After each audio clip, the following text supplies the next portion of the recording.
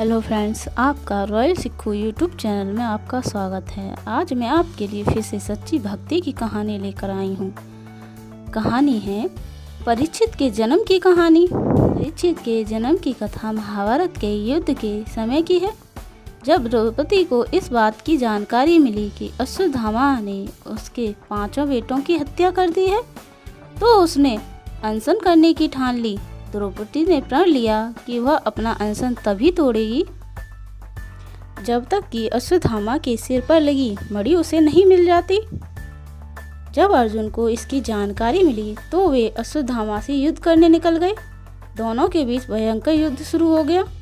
अर्जुन की मौत के घाट उतारने के लिए अश्वत्थामा ने अपना ब्रह्मास्त्र निकाला। यह देख अर्जुन ने भी अपना बचाव करने के लिए ब्रह्मास्त्र का प्रयोग किया। तभी वहां नारद और ऋषि व्यास पहुँचे और उन्होंने ब्रह्मास्त्र का इस्तेमाल करने से मना किया। इसके बाद अर्जुन ने अपना ब्रह्मास्त्र वापस लिया, लेकिन अश्वत्थामा ने ऐसा नहीं किया। दरअसल अश्वत्थामा 5 पांडवों के कुल को नष्ट करना चाहता था, इसलिए उसने अपना ब्रह्मास्त्र दिशा बदलकर अभिमन्यु की पत्नी जो गर्भ से थी उसकी ओर कर दिया। इस पर भगवान श्री कृष्ण ने कहा, अभिमन्यु की पत्नी उत्तरा को परीक्षित नामक बेटे को जन्म देने का वरदान मिला है, इसलिए वह जरूर जन्म लेगा। अगर वह मरा भी पैदा हुआ तो मैं खुद उसे जीवन दान दूंगा और वह बड़ा होकर एक महान सम्राट बनेगा, जबकि तुम 3000 वर्ष तक इस पाप को ढोते रहोगे। साथ ही हमेशा तुम्हारे खून से बदबू आती रहेगी और वह ऐसे ही बहता रहेगा। यही नहीं, तुम हर प्रकार से बीमारियों से घिरे रहोगे। इसके बाद अर्जुन ने अश्वत्थामा को रस्सी से बांधा और द्रौपदी के पास ले आए। अश्वत्थामा की हालत देखकर द्रौपदी को दया आ गई और उसने अर्जुन से उसे छोड़ने की अपील की, मगर भगवान कृष्ण ने ऐसा नहीं होने दिया और उन्होंने अर्जुन को आदेश दिया कि उसके सिर से मणि निकाल लें और द्रौपदी को दे दें। इधर ब्रह्मास्त्र के गर्भ में जाते ही उत्तरा को बहुत तेज दर्द होने लगा। यह देख भगवान कृष्ण ने अपना छोटा रूप धारण किया और उत्तरा के गर्भ में दाखिल हो गए। कृष्ण का छोटा रूप एक अंगूठे के बराबर ही था। वे शंख, चक्र, गदा और पद्म सब कुछ धारण किए हुए थे। उत्तरा के गर्भ में अश्वत्थामा द्वारा छोड़े गए ब्रह्मास्त्र की आग को शांत कर रहे थे।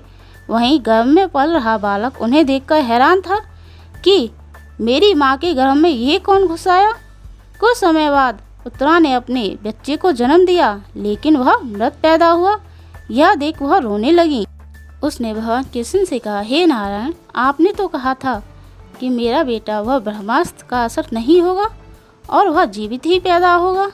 वह सालों तक अमर होकर राज करेगा, लेकिन यह तो मरा पड़ा है। इसे जीवित करने की कृपा करो प्रभु। उत्तरा की बात सुनकर भगवान कृष्ण तुरंत गृह में प्रवेश किया और कहा, हे पुत्री, तुम दुखी न हो, तुम्हारा बेटा जरूर जीवित होगा। मैंने खुद इसके जीवन की रक्षा की है।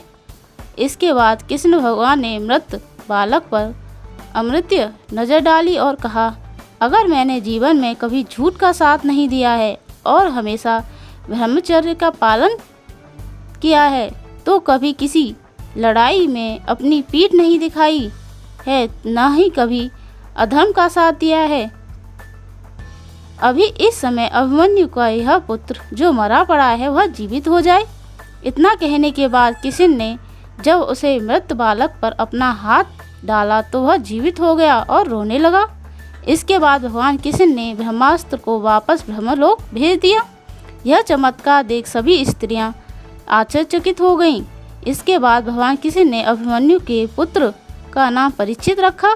इसके पीछे का कारण था कि वह बालक गुरुकुल के नाश होने पर जन्मा था। यहीं जब युधिष्ठिर वापस आए और उन्हें बालक के जन्म के बारे में पता चला तो वह खुशी से झूम उठे। इस खुशी में उन्होंने हाथी, घोड़े, अन्य गाय का दान किए। इसके बाद उन्होंने ज्योतिषी को बुलाया और बच्चे के भविष्य की जानकारी ली। इस पर ज्योतिषी ने कहा, यह एक बालक प्रभु श्री कृष्ण चंद्र का भक्त कहलाएगा। यह एक धर्मी, तेजस्वी, पराक्रमी व दानी होगा। ज्योतिषी ने आगे बताया कि जीवन में एक ऋषि का श्राप पाकर गंगा के तट पर यह श्री शुक्रदेव से आत्मज्ञान की प्राप्ति करेगा। जोशी की बात सुनकर युधिष्ठिर खुश हुए और उन्हें दक्षिणा देकर वहां से विदा कर दिया। दोस्तों, इस कहानी से हमें यह सीख मिलती है कि कभी भी किसी कार्य को छल कपट के साथ नहीं करना चाहिए, इससे हमारा ही बुरा होता है। राधे राधे। आपको ये पौराणिक कथा कैसी लगी कमेंट करके बताएं और हमारे चैनल को सब्सक्राइब करें। Thank you.